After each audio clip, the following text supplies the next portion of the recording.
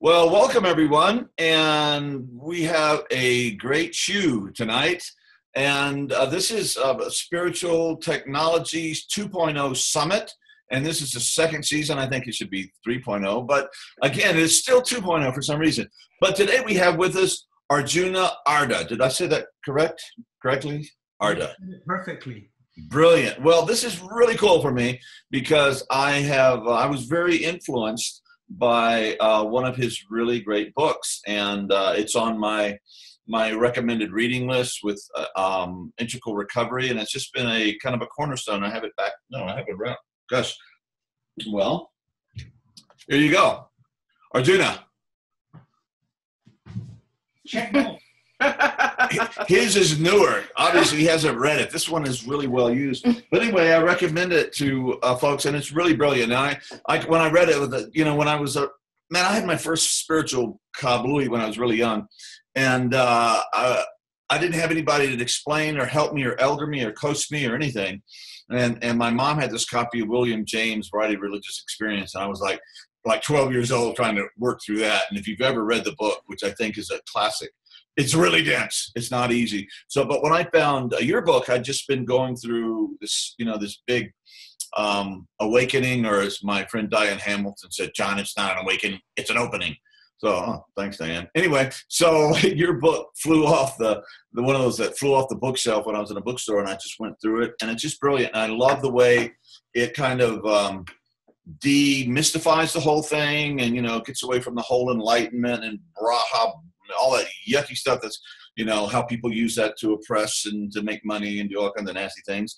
And it really gave, and it very democratized it. I mean, so this is happening to people all over, and we just get a little more translucent. We get the best vision of ourselves. The light comes through us more easily and more often. And I just think, anyway, it's an absolute brilliant book. So I want to say thank you for that. And I'm really excited to be here.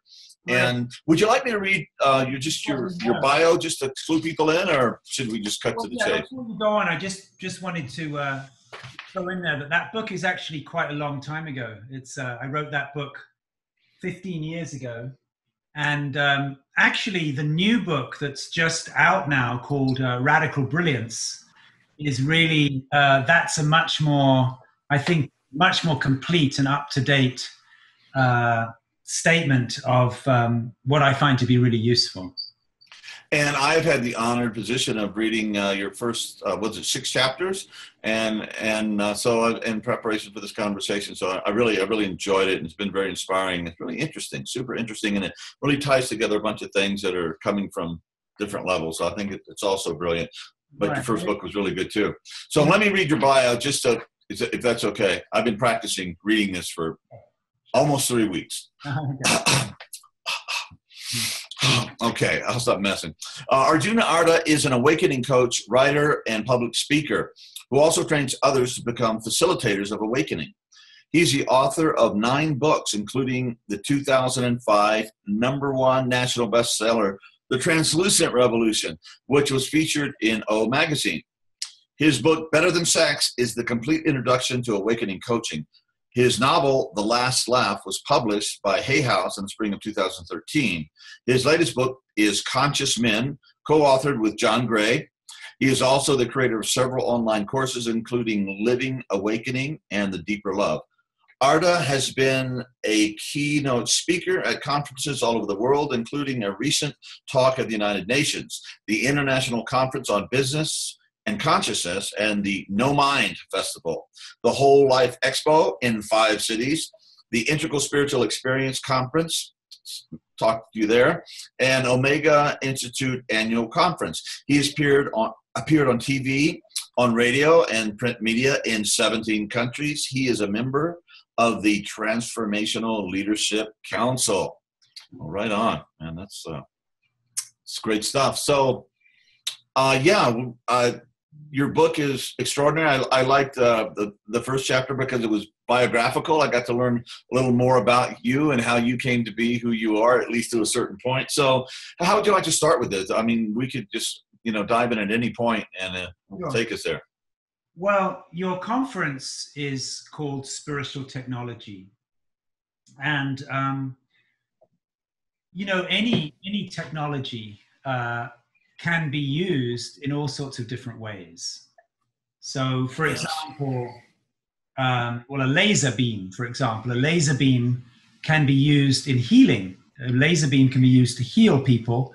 Equally, a laser can be used to destroy things, or you could use a laser to blind somebody. X-rays can be used to search your luggage. They can be used to look for diseases. They can be used X-rays. So all technology can be used in all kinds of ways. So the word spiritual, is really a catch-all. I mean, spiritual can mean so many things to so many people. So I think a really great place to start would be to rediscover, why do we do any of this? Why do we as human beings involve ourselves in any of this stuff, in self-improvement, in self-help, in working on ourselves, in looking at the shadow, in spiritual paths? Why do we do any of that? I have a cat that I live with in my house. She might even be available for a cameo performance, but no, a cameo appearance. Anyway, she's 17 years old, and I know her really well. And there is nothing she has ever done in the course of the entire 17 years to suggest that she's on a spiritual path, that she's working on herself, that she's any of that. She just does being a cat. Does she walk on hot coals ever? Only when she meets up with Tony Robbins. But that's so often. Anyway, she just does being a cat, and equally fleas. I don't think that fleas have to go to motivational seminars to kind of get pumped up so they can draw more blood. So actually, out of 8.3 million species on this planet, 8.3 million kinds of sentient being, as far as we know, we are the only ones where there is any evidence of being involved in these kind of activities. And I want to just take a moment to if I may, just to consider this, because I think it really puts everything in a context when we reconsider this question, so we could ask, why do we do this? And I think the simple answer is because we have a highly developed prefrontal cortex, we have the ability to not only to be aware of our current circumstances in a kind of bigger way, right? And I don't know if you remember, but when we were kids, we actually didn't have that ability as children. I don't know if you remember, but like if you were born into a certain family, when you were 4 or 5 or 6, you didn't really have the ability to evaluate your family. They were just your family. And compared to what? They were your family. Yeah. Beyond your family was the rest of the world. But when you were very small, you didn't really have the ability to go, oh, here's my family, there's another family. That only kicked in when you were like 13 or 14. And that's why many people when they're 13 or 14, they have a kind of crisis because they realize, whoa, my situation is different from other people. So we have a highly developed prefrontal cortex, which first gives us the ability to evaluate our present circumstances. Okay, so I'm putting on a little extra weight, I'm a little out of shape. My marriage is kind of okay, but we don't get it on quite as much as we used to. And things are good with my kids, but I don't know if they really know how much I love them. We've got all this kind of evaluation. But simultaneous with that, we have the ability to intuit or imagine a potential future. And this is a very important thing. As far as we know, there's no other sentient being on this planet, as far as we know, that can do this, that can imagine another me or another life in the future, or that we project onto a teacher or something, which is better than this one. And consequently, this polarity between how I am now and how I could be, it creates a dynamic tension. It creates an evolutionary potential. How I am now and how I could be. Now that evolutionary potential gets played out in all kinds of contexts. Basically, excuse me if I just do this for a minute longer, but I think it's so important. Sure. So basically, the truth is, most of us, we have this evolutionary potential, but we have no idea what it will take to bridge the gap. That's the big conundrum, you see. Mm-hmm. So it's a little bit like being homesick. You're homesick and you can't remember where you live. Imagine that you're really homesick and you just have absolute amnesia about where you live. Or imagine you're desperately in love, like completely in love. You're just pining. When am I going to see my beloved? I just can't wait. When am I going to see my beloved? But you can't remember who you're in love with. Okay. Yeah. So that would be a gnawing feeling in your body, a visceral gnawing longing, but you can't remember what you're longing for. And I would say pretty much that is more or less the condition of slightly awake human beings, is we're on fire with a longing. It's like, and we don't quite know how to say it. I want to go home. I want to know myself. Don't quite know how to express it, but it's very, very strong. And the fact that we have this longing, but we don't exactly know cognitively what the longing is for, this creates a massive vacuum into which the self-improvement industry can rush, like a gushing hole in a dam. The self-improvement industry, $8.9 billion a year and growing, rushes into that vacuum of the longing and not knowing what will fulfill it. And consequently, into that vacuum rushes, you can make money.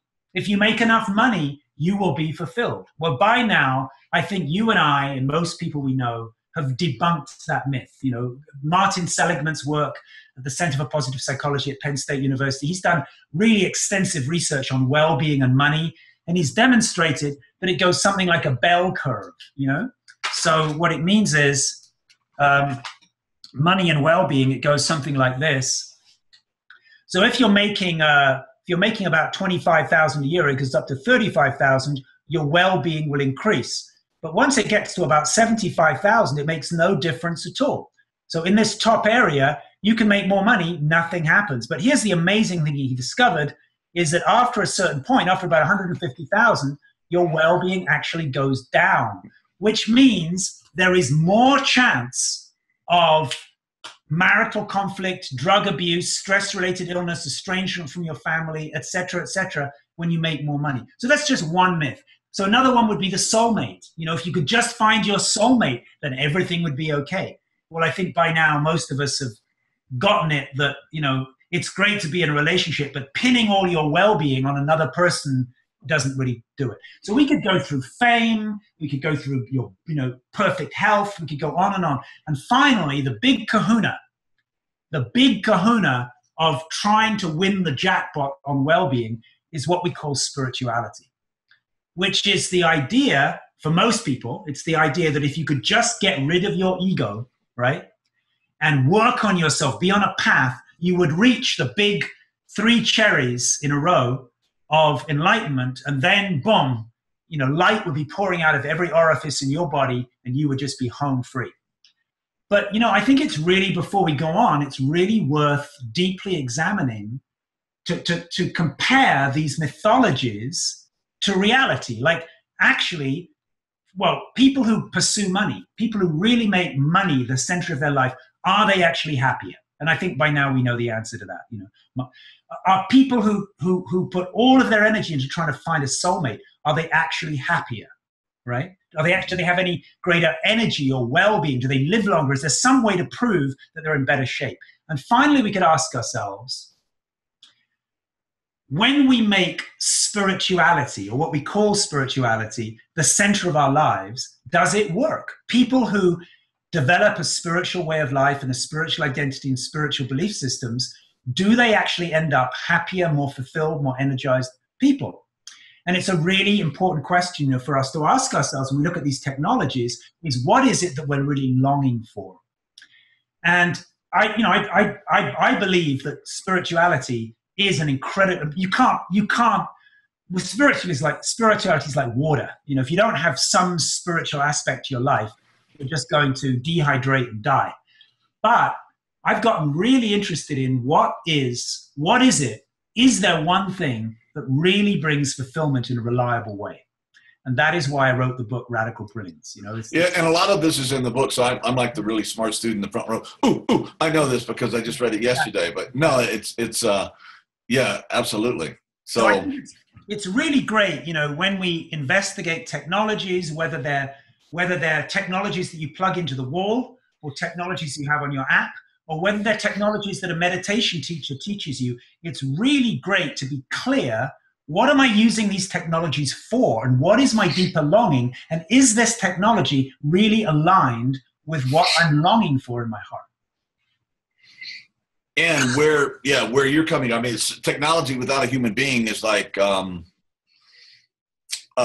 human without a world, a human in a void. I mean, it just has no anything. And so it's where we come from, what we're doing, and yeah. So anyway, go on with this. And the other question is like, why did we evolve to such a point that such questions even come up? You know, and why does it take 30 years to raise a child? You know, a couple of years and they could be all, you know, galloping down the meadows and did that. But it takes so long. We're very unique in that aspect. And why do we have these longings? Like you said, you know I've fallen in love in dreams and probably went to a whole universe, and then I woke up and I couldn't even remember who my lover was, the beloved, and yet I'm left with this tortured longing. I mean, you know, it's like, my goodness. So well, maybe this is not the place to answer that, but you know, why is that even there? And obviously, I would say somehow evolution or the universe really wants us to be expressed in some way. So therefore, we are tormented with this longing for more than just the mere physical. You know, just hanging out and being with our tribe, our herd, and you know, living our life cycle, and you know, doing whatever, you know, however we're recycled next. So it's a profound question, and you ask it in the book, and which is Brilliance. And so take us from there. Yeah, well, obviously the conclusion that I've come to through reverse engineering is I've interviewed altogether in my life, I've interviewed about 450 people who seem to be in above average states of fulfillment, right? So I think the very first interview I remember doing was actually with Eckhart Tolle in, I'm guessing it was about the year 2000. I don't remember precisely. And then I interviewed, you know, Ramdas and Byron Katie and, you know, all those people. But slowly, that was the research I did in the early 2000s for Translucent Revolution. But slowly, it branched out beyond the usual suspects, you know, people who talk about spiritual things. It branched out into business leaders. I interviewed 2 people in Congress. I interviewed people in Hollywood, you know, and I realized that you could find these people all over the place in all kinds of backgrounds who had this extraordinary sense of fulfillment. It was as though a magic switch had gotten switched on and everything was working. It was like they were on some kind of life-enhancing drug all the time. So relationships were working good and money was not obsessive, but it was flowing in and out on its own. And sexuality was good and health was good. And I've got to be honest, you know, these days I would count myself in that group. You know, my life just works in every way. And so does my wife's, and probably so does yours. And so do all our friends, you know. And so what is it? What is it that people have in common who live this extraordinary sense of fulfillment? You know, what is the common denominator where all of the switches are switched on and the whole Christmas tree lights up all at once? And I would say it definitely has a spiritual component to it mostly, but not necessarily in the sense of adopting a spiritual belief system or being a Buddhist or a Hindu or and not necessarily having a meditation practice and not necessarily doing yoga and not necessarily having any of the usual trappings of spirituality. So I kind of gave it a new name. I call it being brilliant. And what I mean by being brilliant is that things have somehow lined up so that you have access to something completely beyond your own mind and your own individuality. And it's very mysterious what that is. In a religious context, we would call it God, or Jesus or Krishna or Buddha or Huan Yin or something. But you don't need a religious context. Without a religious context, you don't really need a label. It's just some big intelligence, some vast, mysterious, benevolent, humorous, creative intelligence, which, if you are willing, it will take you over and use you. And then you get this feeling of things coming through you rather than from you. You start to become more like a channel, a vehicle, than a source. And, my big poster boy, really, for Radical Brilliance was the late and great Leonard Cohen, who I would count, the number one blessing of my life is my wife. And you will meet my wife soon because I know you're coming to visit us. But my wife is amazing.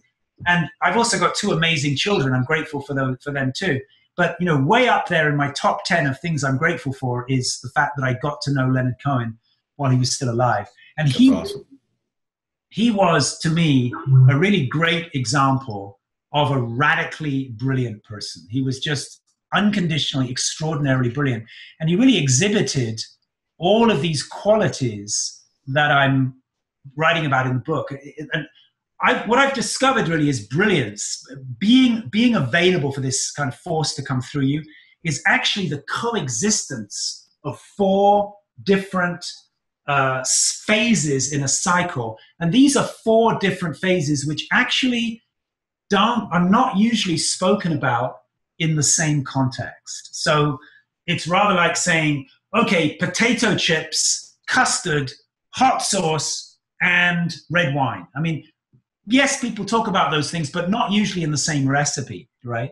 So what I discovered by really examining this is brilliance happens when these four elements come together, which are not usually bedfellows. They're not usually spoken about or explored by the same people. But when you actually bring them together into a cycle, which repeats on a daily basis, on a weekly basis, on an annual basis, and during the life of a creative project, you actually practicing with these four different phases of the cycle actually ratchets up your chances of being and living radical brilliance. Brilliant. Mm-hmm. Yeah, and it is cyclical, and that's really interesting. And I think that the recognition of that is really helpful because you could get really attached to 3 o'clock, which is the flow state, right? You have 12 o'clock, which is kind of just the emptiness where, the ego kind of dissolves. And that, I mean, you describe it really beautifully, how there's this little thing, an idea, germination and intuition and insight. And then that moves into 3 where you're in that flow state. And I imagine you experience that a lot in your speaking because you're really a brilliant speaker. I'm really enjoying listening to you. I've got a lot of chops I could learn from you. You're a really good speaker. And then you go into that. But if you got too hung up and stuck on that, the nature of things is you're not going to stay there all the time. You're going to have to move into 6 o'clock, which is where you get down and ground it and take the vision and make it real and, hire people, build a company, get the loans, pay your, as you're saying, pay your workers, et cetera. And from that, there's kind of you go into the dusk, I guess. You go into the darkness. You go into the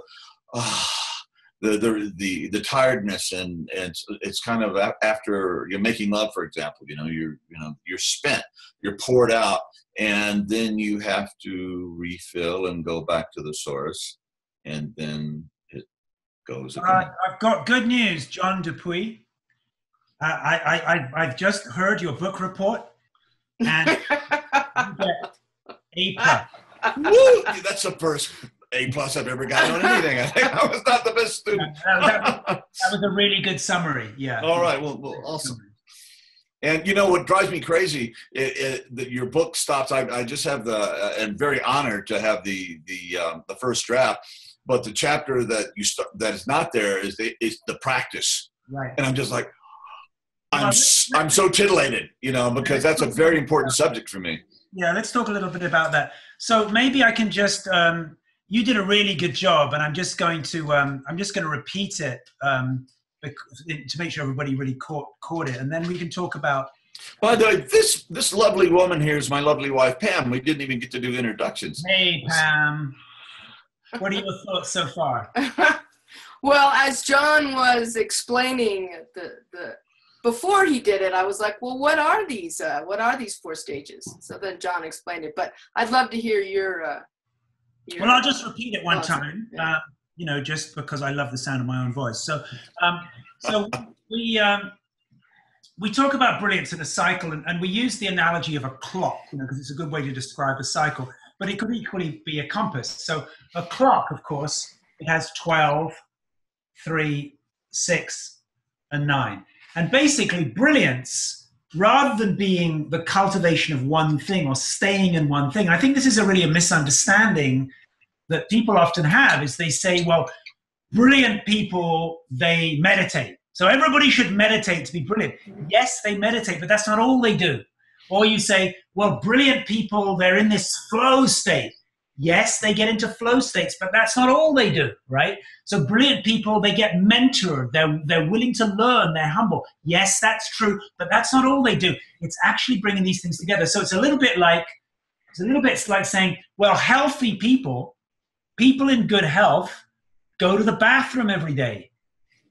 Therefore, if you want perfect health, just spend all your time in the bathroom. No. Exactly.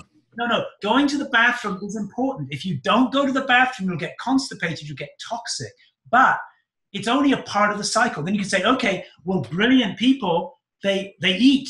So you should just eat all day. No. We go to the bathroom and then we eat. But we do other things too. We go running sometimes and we sleep sometimes, you see. And so all of these components, having a poo-poo, having some food, going for a nap, waking up, exercising, all of these, having sex sometimes, they're all components of a well-lived life, of a balanced life, and you need all of the components. So in the same way, brilliance comes into focus when these different elements coexist. So I'll just repeat them and then we can talk about practice. So 12 o'clock we could label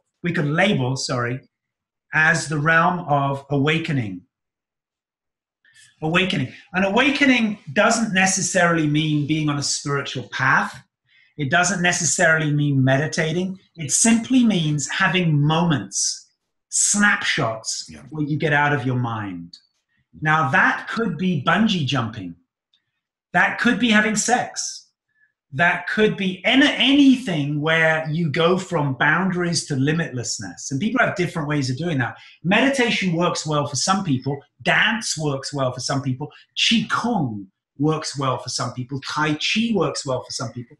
But what we need is, and actually doing certain substances could work, but a brilliant life needs access to infinite consciousness where we become that which is aware of thought, okay? Now, thought is limited, but that which is aware of thought is awareness, and it has no limits. And if we don't have a way of achieving that, and it doesn't happen on a pretty regular basis, I don't think once in a life is enough, we're going to be pathologically suffering. We're not going to get that part of us expressed, and it's just going to be a real drag.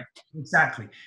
And so basically what I would say is what happens is, if you touch into awakening and you have no preconception, you have no ideology about what should or shouldn't be, what will happen on its own, quite naturally, without you having to do anything at all, what will happen is that you will start to move on your own through from 12 into 3. And 3 is like awakening warmed up, and it's the place of creative flow.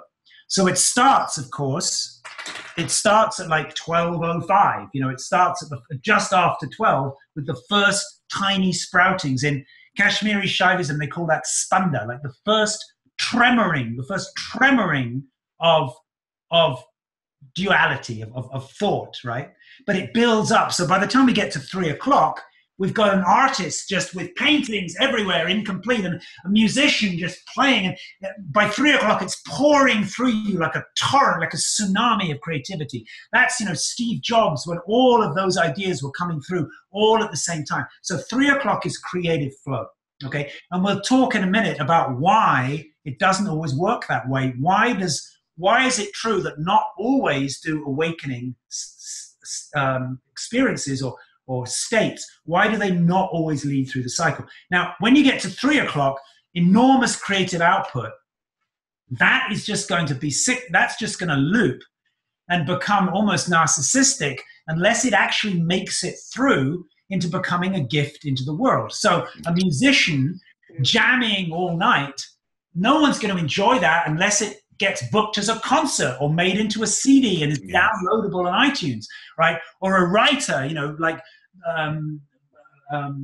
William Blake, he used to do automatic writing all night. Only 10% of his work was ever read by anybody, right? And it's said to be not the best 10%, 90% he burned because he was so much in creative flow, he didn't worry about publishing anything. Van Gogh died in poverty because he didn't bother to exhibit his work, you know, and so on. And even Leonardo da Vinci, you know, his dying phrase was, you know, I apologize to God and my fellow human beings for basically not getting my shit together. You know, he only completed 27 paintings in his whole life, right? So you can get caught in 3 o'clock. 6 o'clock is another phase, and it's the phase of productivity.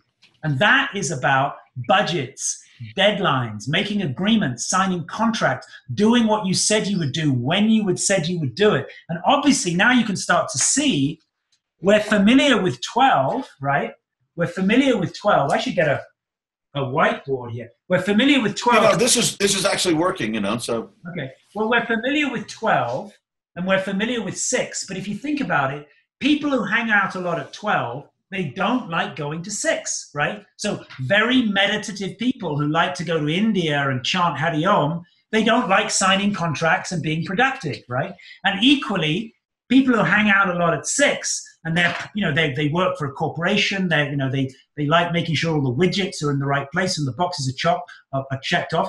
They don't like to meditate very much because these things are opposites, you see. Now, I mentioned 12, 3, 6, 9 o'clock, which is actually quite unpopular in our culture because 9 is the next phase after 6. And our culture is mostly 6 o'clock addicted, okay? Yeah. So our culture runs on make money, be productive. And that's why Tony Robbins seminars are packed to the gills because it's all about getting things done, you see? It's like, be productive, go for it. You know, like it's all about accountability and manifest. And that's why The Secret was so popular because it was about how to manifest things. 6 o'clock is about manifesting, right? Yeah. Now, here's the thing. If you stay at 6 o'clock very long at all, even for a few hours, you are going to start to feel a little bit stressed. Not a lot at the beginning, but because it's about boundaries, it's about meeting deadlines, getting things done on time, within budget, making agreements with people, and people don't always do what you thought they would do. If you stay very long at all at 6 o'clock, you're going to start to feel a contraction in your breathing and a tightening in your muscles and a buildup of the hormones adrenaline and cortisol in your bloodstream, right? So when you actually stop, okay, when you stop, if you stop, which is healthy, when you actually move through 6 into 9, you're going to experience a mild or a strong experience of burnout. And yeah, but wouldn't it, if you did your work well at 12 o'clock and then did your well pretty good at 3 o'clock, wouldn't you could probably move into a more sustained, useful 6 o'clock without it being quite so brutal? Let me look back to that. There is actually a reason why 6 o'clock will inevitably, to some degree, bring up these things. Let me loop back to that in a second. Okay, sure.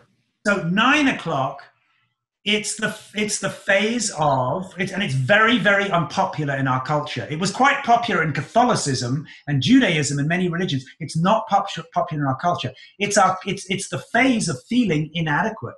It's the phase of feeling actually shame, regret, guilt, failure. I didn't do it right. It's the failure of feeling like, I'm inadequate, right?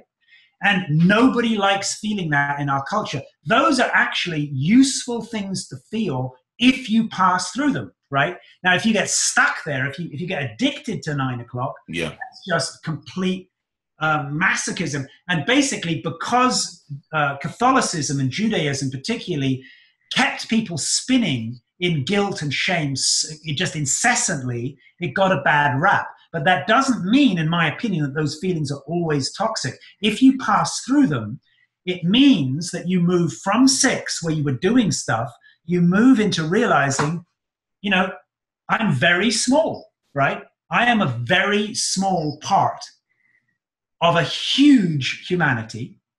And that huge humanity on this little rock is a tiny, tiny, tiny speck in this massive galaxy, which is part of multiple galaxies. And my lifetime of 80 years is tiny compared to the 60 million years of human beings so far, let alone what's coming next, right? So actually these feelings of inadequacy, these feelings of I can't really do much, I'm not good enough. I'm not good enough is sometimes an intelligent feeling.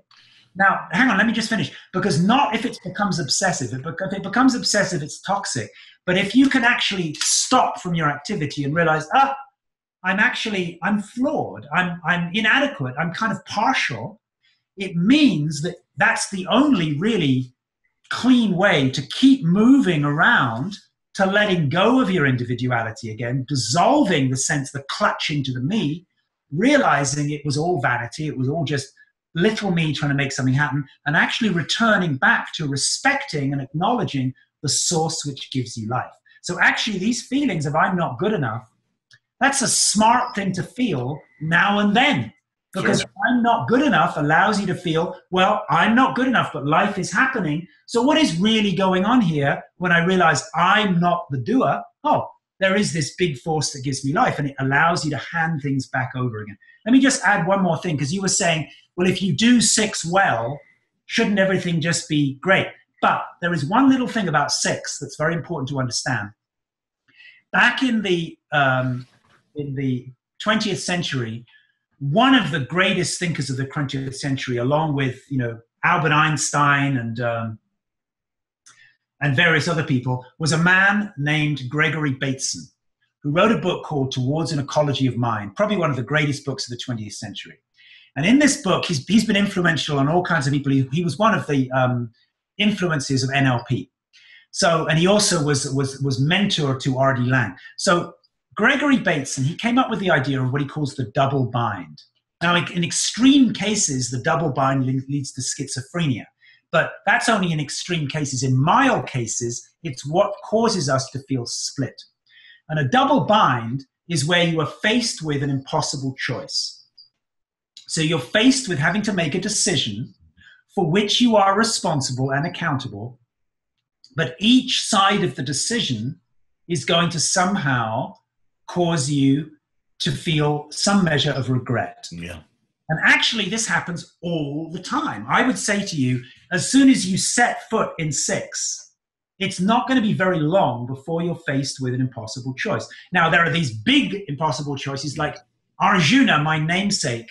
He was in the Kurukshetra battle. He was faced with this terrible dilemma. Should I go into battle and fight the enemy, which included killing Bhima, his granduncle, who raised him as a child, or should I back off and not fight, but then face the ultimate ignobility, the ultimate shame of not fighting as a warrior, right? And in fact, then it was Krishna who stepped in and gave him the teachings from the Bhagavad Gita, which actually transcended this dilemma. Same thing happened to Hamlet much later. Hamlet was faced with this impossible choice. He meets his father's ghost on the ramparts of the, what are they called, ramparts? No, what's that thing at the top of the castle? Pam, you should know this. Not rampart. Is it a rampart? Anyway, he meets his father's ghost. And his father's ghost says, I was killed by my own brother, your uncle. Now you must avenge the death. And then he disappears. Now, Hamlet's faced with this absolute dilemma. Was that real? And should I actually kill my uncle? Or was that a figment of my tortured imagination, in which case I should chill? And he had no way to know. And it gave rise to that very famous soliloquy, to be or not to be, that is the question. Whether 'tis nobler in the mind to suffer the slings and arrows of outrageous fortune, or to take arms against the sea of trouble and by opposing end them. And he had no idea what to do. In fact, in his case, he had to go on a sea voyage with Rosencrantz and Guildenstern.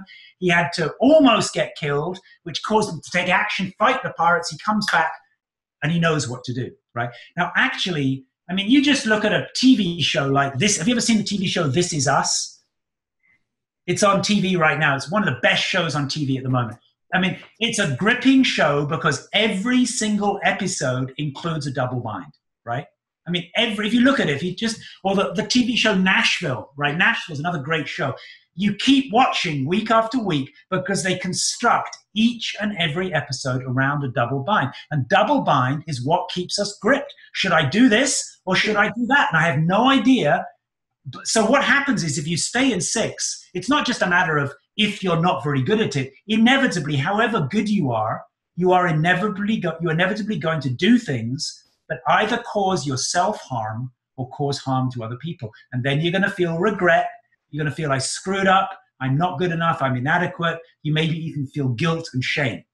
And so those feelings they are inevitable as fleeting feelings if you commit yourself to anything.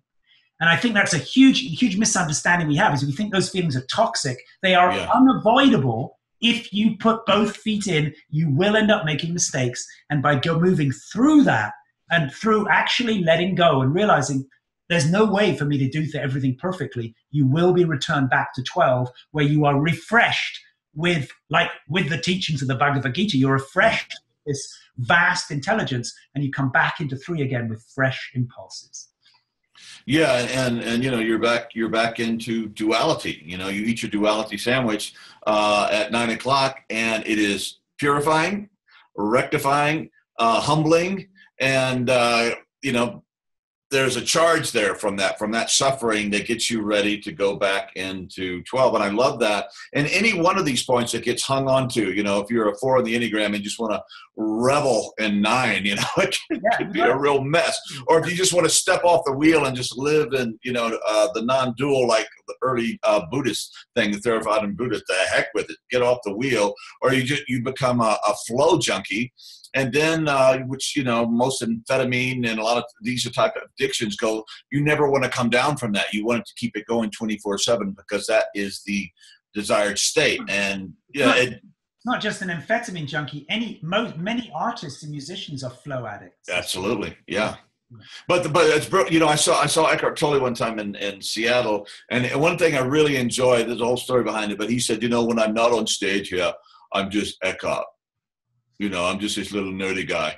And when he gets up there, he recognized, I go into this teacher of this non-dual spirituality, and, this little goofy dude just like transmits all this stuff and is amazing, But I really liked it. He said, I'm not always like this. There was this humility there that this teaching phase or this transmission or whatever thing that's going on there for him is a temporary thing that he inhabits when he's supposed to, and then he, moves off into the next thing. Right. I noticed Eckhart Tolle, he does a really good Anthony Hopkins impersonation, right? Say more. You sounded very like Anthony Hopkins. Oh no, I thought, am I doing Arnold Schwarzenegger or Eckhart here? I don't know if I was getting it quite right, but I tried. When I step off the stage, I'm just Eckhart, and then I put aside my Anthony Hopkins voice. Anyway. Excellent. It's really so how did you get this? How did this come to you? How did you figure this stuff out? Because this is pretty unique. It's a funny thing because the book is about this cycle, and the book is the result of the cycle. Okay, so the book came in exactly the way that the book describes that the cycle happens. It happened through 12, 3, 6, and 9 in my own life. And it's also how I coach people. I want to just, if I may, I'd like to because we didn't quite cover the thing about practice. Could we just... Yeah. Love that. So the thing is, this cycle is actually very idealistic. So it's a little bit like, in Chinese medicine, they have meridians. Sure. Right? Well, actually, I'm sure that you never meet anybody whose energy is flowing perfectly through all the meridians at the same time, right? I mean, it would be, I'm sure, I don't know, I'm not an acupuncturist, but I would imagine that almost any time anybody goes to the acupuncturist, there is some deficiency or excess somewhere in one of the energy systems. Would you imagine that's true? Yeah, I mean, if you're sexually sighted, let's say, there's a lot of blood going to someplace besides your brain, right. So you may not be doing your best analytical thinking at that point, for example. But equally, I don't think anybody is in perfect health. It's like when they read your pulse at the acupuncturist, there's always going to be excessive energy in one of the meridians or energy. Well, in the same way, I've never met anybody who is perfectly flowing without any resistance or friction through this cycle completely. So in fact, what happens is you could say that we are all of us naturally brilliant. Pam, John, Arjuna, Shamali, Veet, Andrea, we are all of us naturally brilliant, all of us, which means in what I've learned to be the truth is that every human being I've ever met, every human being I've ever met, if you dig down, has some unique, completely unique flavor which no one else could bring into the world. And it's a certain sense of humor. It's a certain kind of way of seeing things. And everybody I've ever gotten close to in my life, whether fleetingly or for a longer period of time, there's a uniqueness about them that is unduplicable. Now, some people, of course, behave in a very imitative way, you know. But if you dig deeper and really get to know somebody and they feel they can relax and they feel really accepted and loved, that unique quality comes out. So you could say we are all of us radically brilliant. We are all of us unique expressions of this force that gives us life. But for various reasons, all of us get blocked in the cycle. And that in the book, I define 4 ways of getting blocked. And once you understand the 4 ways and how they apply all the way around, not just at 3, 6, not just at 12, 3, 6, and 9, it applies at 5:15. It applies at 9:45. Yeah. Because there's endless points here, you see. So there are 4 ways we get stuck, and I'll briefly label those. One is addiction. We've already covered that a little bit. So you can get addicted to 12 if you just want to meditate all the time. You get addicted to 3 if you just want to be painting and writing all the time. You get addicted to 6 if you just get obsessed with wanting to get things done. You know, yeah, workaholic. Well, yeah. You get addicted to 9 if you want to endlessly work on yourself and analyze your childhood and do practices and just you're constantly preparing for a better tomorrow, right? So that's addiction. But equally, as I mentioned, these 4 points, they are in polarity to each other, right? So wherever you are currently in the cycle, the opposite side of the cycle is in polarity, which means, and whatever is on the other side of the cycle from where we are, we basically judge. We judge it as stupid, wrong, a waste of time, not interesting to me. So I mentioned already, people who meditate a lot and go to Eckhart Tolle retreats or Muji retreats, or, you know, people who are really spiritual, they generally look at people down here as type A personalities, hyperactive, overachieving, just like doing, you know. Oh, you're not a human being, you're a human doing. You should meditate more, right? So it's judgment, you see. And equally, people who are very, very productive, like just get it done, they don't have time to meditate. They think it's staring at your navel, just like a waste. Right. It's narcissism. It's just getting lost in your, yeah. Exactly. So very, very creative people at 3, they have no patience for feelings of inadequacy. So a very creative person, like an actor, or if somebody says, oh, I don't know, I'm not ready, they don't have no patience with that. Like the thought, I'm not ready, it's come on, just do it already, you see. Yeah. Artists, they like to be in flow. They don't like self-doubt. It's yeah. On the other hand, people who get stuck in 9, who feel constantly inadequate, I'm not ready yet, I need to work on myself more. They look at someone being creative and they say, oh, that's half-baked. That's so egotistical. It's like putting yourself out, like you're not ready, you shouldn't be doing all that, you know? Right. So that works all the way around the cycle. So that's the second way of getting stuck, in judgment. But the third way of getting stuck, which is very interesting, is called aspiration resistance, right? Aspiration / resistance. So what that means is at any point in the cycle, the next phase of the cycle looks amazing, but you also have resistance to it. So let me explain that. Spiritual people at 12, right? They aspire generally towards finding their unique gift. So seminars, or books about finding your unique gift, expressing your unique gift, all the people who are interested in that are people who meditate a lot, because they're meditating. I'm really waiting for my unique gift to show up. You see, spiritual people aspire towards self-expression, but it looks slightly out of reach. It's like a carrot on a stick. Very creative people aspire towards getting their shit together. So if you go talk to an artist, they're usually saying, I really want to get into the gallery. I keep playing my music. I really want to publish the CD, but it's just too overwhelming. I just don't seem to get my shit together because so they end up looping. You see, people at 6, people who are very productive. You go to a corporation, people who work 80-hour weeks, they will tell you, I really want to rest. That meditation retreat sounds amazing. I really want to rest and unwind and de-stress. I just got to get a few more things finished first. So very productive, overachieving people, they aspire to rest, but they can never get there. And equally, people who work on themselves a lot, somebody who's on a path to going to therapy, doing groups, they aspire towards enlightenment, but it looks out of reach, you see? So what we end up with then is a phenomenon called looping. And looping means that you get into a particular place anywhere in the cycle, and you just start looping around and around and around in that place, okay? Yeah. So, okay, I'm going to get a bit more done. Okay, now it's time to rest. No, I've got to go back and get a bit more done. Okay, rest. Okay, I think I finished the album. I'm going to go make the CD. No, I need to fix that song. I'm going to go back in the studio. So you can see how at any point in the cycle, when you coach somebody, you can see that basically people get stuck because they start looping somewhere and just going round and round and round.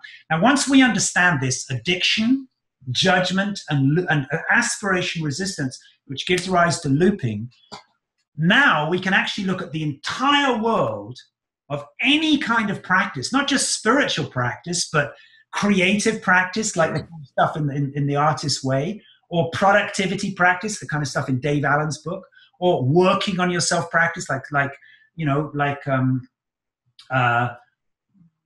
releasing trauma or something. You can take any kind of self-improvement of any kind anywhere, and you will see that it fits somewhere into this cycle as a way to move to the next stage of the cycle. So it means now we have a map where we can actually take any practice of any kind anywhere and see how it's great. That practice is great to get you from here to here. It would be terrible if you're trying to get from there to there, you see, which is why meditation is a great thing for some people, not so good for other people, you see. Like checking things off on boxes and being accountable, really good if you're in this phase, terrible if you're up here because it's time to let go, you see. Which is, now we can see why a practice could be really good for you in one phase, really bad for you in another phase. A practice could be really good for one person and really bad for another person, which is why so many teachings, which are one size fits all, work for some people, not for others. It depends on where you are in the cycle. Well, Ken. Wow, that was good for you. That was amazing. Well, the thing that it most reminds me of is a Native American medicine wheel, which acknowledges these different phases of life, and it's kind of an updated version of that. So it's anyway. Well, I've shared this with a lot of people now, and it's amazing how many parallels there are. I've heard the Native American thing before, but it parallels in many, many ways. Yeah. Yeah, and definitely, like you said, you were, William James. So now a lot of that was very Abraham Maslowian, if you will. Okay. And anyway, this is high praise because these were brilliant human beings. Let me tell you a little story about high praise, because it really does put brilliance into its context. Because I would say this map, to me, it's brilliant. But let me tell you a little story that when I first met Leonard Cohen, and there's a whole kind of amusing anecdote about how I actually finally got to meet Leonard Cohen. It was through persistence, dogged persistence. But anyway, finally I was hanging out with Leonard Cohen for the afternoon at his little kind of, what do you call it? Like apartment, like it was a house split into 2 levels. Duplex. Yeah, very small duplex in West Wilshire district of Los Angeles. And we sat down at his tiny little dining table, which was big enough for one chair on each side, you know. You couldn't have a dinner party there. And I started talking to him about 10 New Songs, because 10 New Songs had come out a few years before. And I said, Leonard, that album is like, it's extraordinary. There's nothing like 10 New Songs. I mean, there's really, of any album ever made, including the White Album by the Beatles and Abbey Road, if you take everything, there is nothing quite like 10 New Songs. It's like every single song is perfect. Every single song is like the Upanishads. And Leonard just he had this kind of wry grin that I can't quite imitate. He kind of goes, you know what, it's a little bit Jewish thing. I think he had this wry grin. Anyway, he would just kind of go, yeah, you know. And I said, I wouldn't give up. I said, no, really, Leonard, you can't just brush it off. I mean, this album is brilliant. We kept going for like half an hour. I go, no, really, really, really. And finally, after half an hour, I think he just got fed up with me being so persistent. And he said, I guess you're right. He said, something really did come through there. Okay, very important. He said, something really did come through. And I actually made that the chapter title in Translucent Revolution, Through, Not From. It comes through, not from. And I feel just the same way about this cycle. You know, it has revealed itself to me because I stepped out of the way. But wherever it comes from, I join you in giving praise to that. But it's not. Absolutely. It ain't me. You know. I hear you. You know, and it's also if you're going to be negotiating or traveling through a territory, it's really helpful to have good maps. Yeah. Okay, because you will get lost and maybe get killed, and maybe, you know, waste tons of time or years in not doing that. You know, and Ken Wilber said that if you're going to break out of prison, it's good to have a good map. You know where to dig the tunnel, where the guard towers are, and all this stuff. And these things are well. And this is where I guess we get into, you know, what's the technology that we're talking about here? And we're talking about a map is also technology. One to help us go through these cycles. And if we can learn it and practice it and just get more eloquently expressing it as it comes and goes, and realize that, you know, as you know, I just love noontime. Oh my God, I love noon so much. Well, that's really wonderful. But, you know, it's gonna go through the cycle. It's gonna get dark again, and you're gonna go through, you know, in the false dawn, it's gonna come up and all of this stuff. So it's just a brilliant way of looking at maybe a creative map for the creative expression and finding out who we are. And I don't know if you touched on that earlier, but in your book, you'd have to say, you know, what is the thing that leads to an authentic, well-lived life of deep happiness and true joy? And then you say, everybody go write it down and come back. And then you just nail it. You know, it's finding your gift, finding what you uniquely have to give into the world, and just living that and becoming the vessel of this. And you get lost in it. And anyway, it's a beautiful way of understanding that process. You know, just like the seasons, you know, there is a shift and a turn. And it can happen in a 24-hour period, or it can happen over years, I suppose, eh? Yeah. Well, you know, I think this is where a map can be a little bit useful, because it helps you to see that tools, any tool, really any tool at all, it could help you in one phase, and it could hinder you in another phase. And so we develop a kind of sophisticated relationship to tools where we realize it's not one size fits all, you see. And there are some universal principles. The book is actually divided into two sections. The first section is called the map, and the second section is called the territory. And that's another, you know, you just quoted Ken Wilber. Well, there's another thing that Ken Wilber, you know, has said is the map is not the territory, right? The territory includes elements that you could not experience on a map. So, you know, I love to go hiking with my sons. And before we go hiking, we look at the map, and it has all those squiggly little lines that indicate, you know, altitude. And then it's got a little circle, and it's got a lake in it.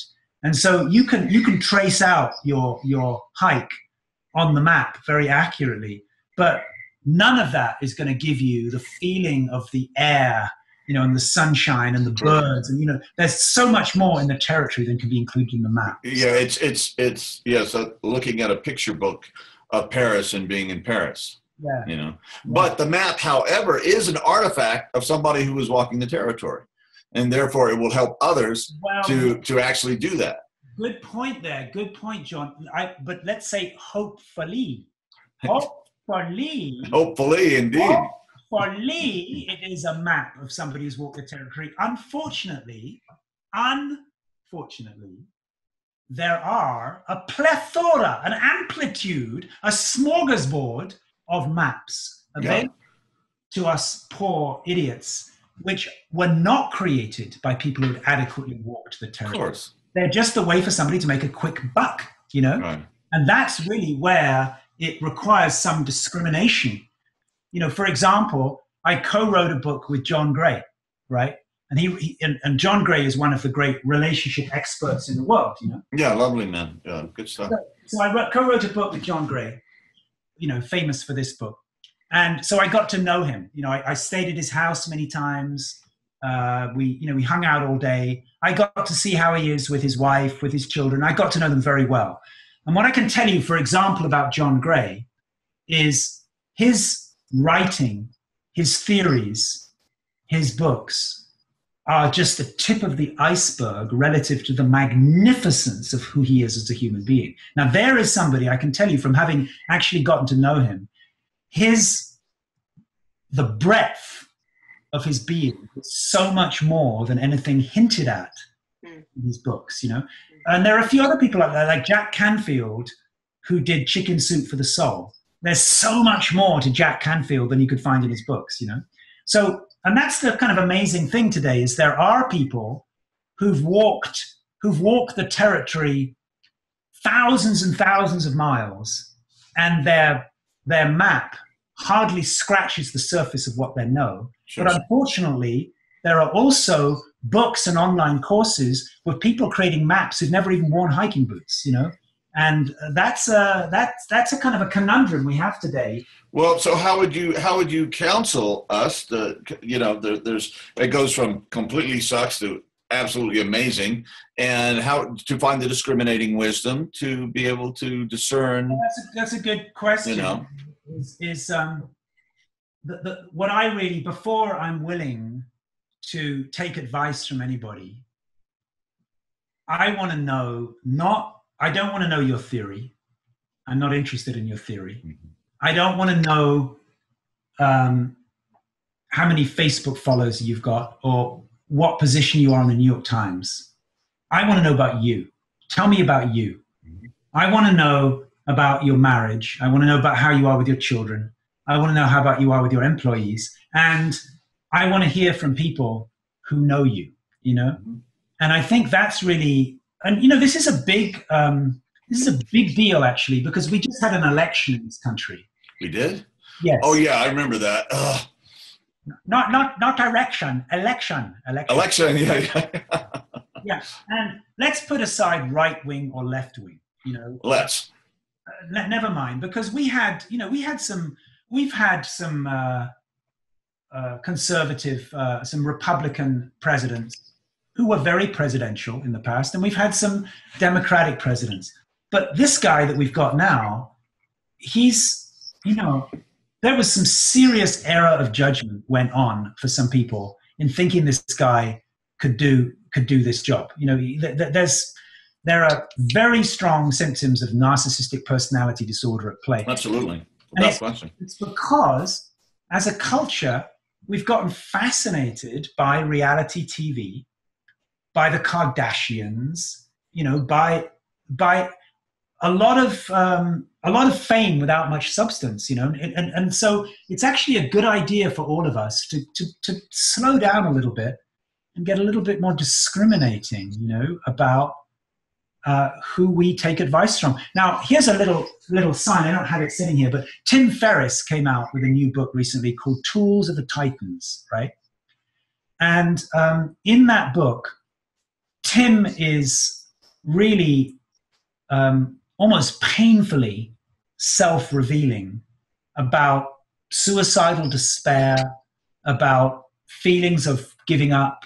I mean, he really lays his 9 o'clock phase out for all of us to see. And when I read that book, and I got to those bits, I went, okay, this guy's got me now, you know, because he's not presenting himself as perfect. Okay. He's saying, I'm with you. I'm just like you. I know what it's like to have these moments of transcendence where I'm filled with something beyond my own mind. Just like you, I know when I'm taken over by that and it flows through me. Just like you, I know how to get things done and I know how to run on testosterone and adrenaline for a little while.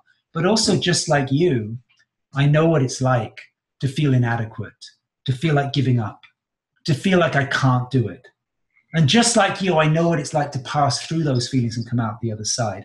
And let me share with you, as a brother, as a fellow traveler, let me share with you what has helped for me to find some meaning out of the chaos and disappointment of life, you see. And there are people like that. But I think it's really important, you know, the more, and the same with Leonard Cohen. That's why I have such immense respect for Leonard Cohen, because his shadow was never hidden. You know, I mean, no, it wasn't. Written out for all to see. And I think it's really, actually, it's a great time for us. We're talking about technologies, you know, to be able to discriminate between hype and overblown, exaggerated claims of, you know, lose 30 pounds in a month, you know, double your income. It's like the internet is chock-a-block full of just dishonest hype. And to actually to be able to recognize a sincere human being who touches you deeply, who walks by your side, who doesn't claim to be better than you, but who can sympathize and acknowledge your challenges, but also suggest ways, not that they can make you better, you know, money back guarantee, you're going to get, you know, lose this weight in this time, but who can actually support you to make better choices and to live a more glorious life, you know, and to give your gift. And I think we're seeing, you know, we're seeing plenty of both. We're seeing amazing people like John Gray, and we're seeing amazing people like Tim Ferriss, who are really authentic. And we're seeing people just selling you, you know, snake oil. So, yeah, the shallow is appealing, but it is not sustaining, and ultimately it will lead to vacuousness and emptiness and hunger and despair. And what we're saying here is that you have to have a life that is lived in the depths and comes from that deep place. And as we practice and we continue this journey that you're suggesting, is that we will begin to deepen, and then at a certain point, your own inner authority. You know, you've touched into that wisdom voice. You've touched into that.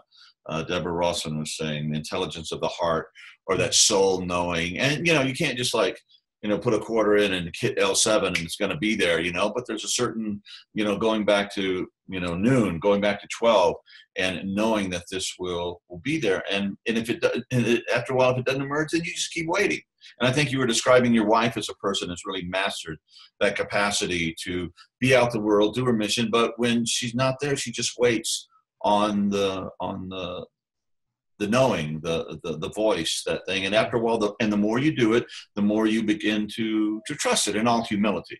Yeah. I wanted to just to reflect for a moment on what you're saying. That have you guys had children? I haven't, but John has. So, you know, for me, there was a tremendous maturing and aha sort of happened in becoming a father. Because in becoming a father, I was called upon to actually be of real service to people who depended upon me.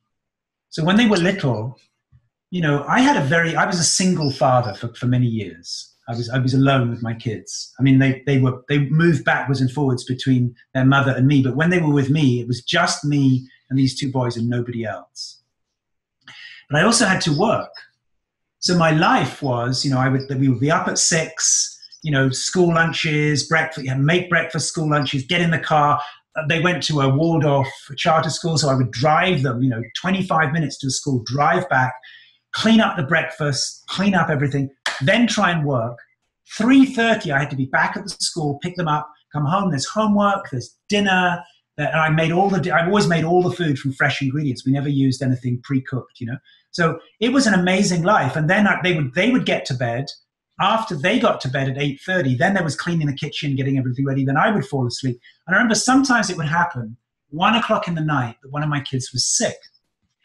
And he would wake up in the night, 1 o'clock, crying, "Daddy," Well, at that moment, I didn't lay in the bed and go, "Oh, what is my calling right now?" Like, what feels really authentic and honest to me. And Daddy, it's what feels like you're calling in that moment. So I'm not thinking, but am I getting out of bed to go to him just because to get his approval, or is it really authentic?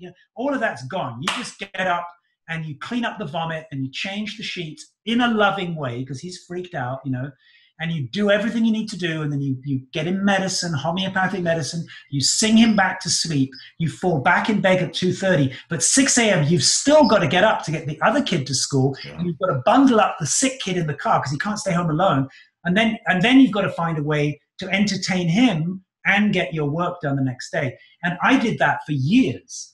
For years. And the thing with parenting, you don't get any days off. It's 7 days a week, right? And so the thing is that I think for many people, we actually discover what it's like to live a life of service, a life of the potential of a life of brilliance when we're parents. Because really, when you're a parent, you're not thinking about approval or doing it right. You're just in service out of love. And I think if we can find a way, which many people do, to let that overflow, to let that feeling of being of service out of love, to let it overflow. So it's not just for your biological children or your partner. It's actually for everybody you come in contact with. And then you start to realize, strangely, that the whole thing was set up according to a misunderstanding, you see. We've been believing that we're here to get something. We've been believing that we're here to get money for me, approval for me, security for me, or me and my family, sex for me, love for me. And really, a lot of the choices we make are based on the assumption that I'm here to get something. But then many of us now, we're realizing that's not where the gold is to be found. Actually, we are here to unpack that gift and to fully deliver it.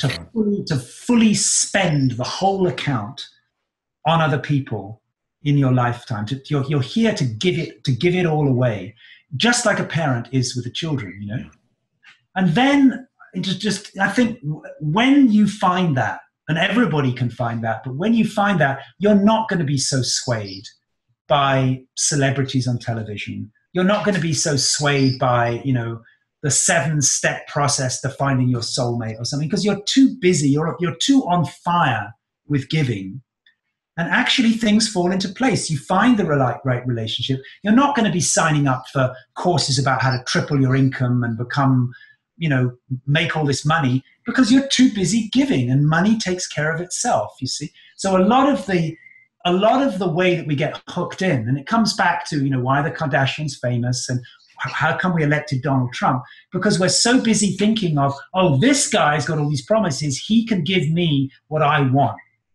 But actually, when we shift our life over to how can I find the shoe that fits so that I can really discharge my gift, so I can really be of service? And what exactly is it that I need in order to be able to do that? Not how can I get millions of dollars, but how can I get the money that I need to be able to give my gift? Right.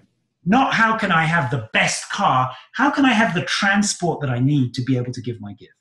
Not that I have a 10,000 square foot house. How do I have the shelter that I need to be able to do this interview with you right now? See? And when we realign our lives, and anybody can do this, this is wide open, available to anybody on the planet. Anybody can make that shift and realize, maybe I'm here to deliver a certain gift that is actually who I am in my individuality. When we devote our lives to that, things fall into place, and you intuitively understand who is worth listening to and who is not worth listening to. Absolutely, yeah. It becomes very obvious who is just chasing the buck to sell you the latest 7-step program so they can make money, and who is actually genuinely out of love. Amen. Awesome. Pam, did you have any anything you wanted to comment on or ask? I think that was just a beautiful ending, beautiful closure. Good. It's been fun hanging out with you guys. I'm enjoying getting to know you so much. Yeah, thank you so much, and I look forward to seeing you in the near future. It's going to be. Can you imagine getting all supposed together? We're going to have a lovely time, and and you know, and one of the great treasures I think of a life well lived are the friendships that we develop on the way. The people. I mean, you know, it's like. You know, when you're laying it all down and you're looking back, you know, what's really going to be the important part. And I think those friendships and that either we neglect or that we cultivate along the way are so important. And for years, I was always moving on. And I got, you know, I had all these great friends and I just kept moving on. I left them behind. And I feel really impoverished right now. You know? And so I tried to cultivate that more as a part of my own life process. Well, you remember the last line of Casablanca, right? Yeah, I do. But go ahead, give it to us. Here's the beginning of a great friendship. Here's the beginning of good friendship. Awesome. Thank you, Arjuna. Hey, God bless everybody. We appreciate you, and see you next time around. Thank you. Thank you so much. It's an honor to be with you. Thank you.